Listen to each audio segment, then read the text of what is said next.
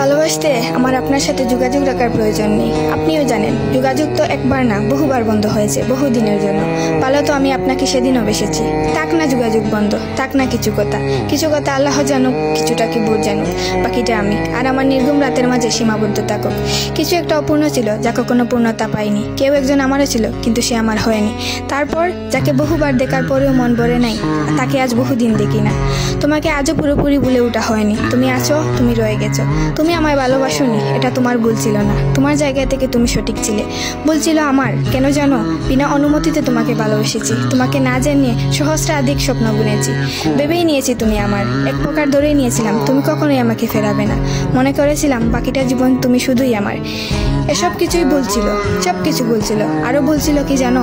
আমি বোধহয় জানতাম তুমি ঘৃণা করতে পারো না, তুমি অবহেলা করতে জানো না, তুমি তুচ্ছ তাচ্ছিল্য করতে জানো না, তুমি অসহায় করে দিতে জানো না, তুমি অপমানের সুরে কথা বলতে জানো না।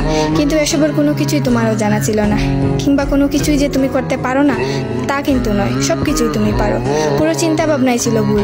যে আমি ভেবেছিলাম তুমি ঠিক তার উল্টো দিকেই ছিলে।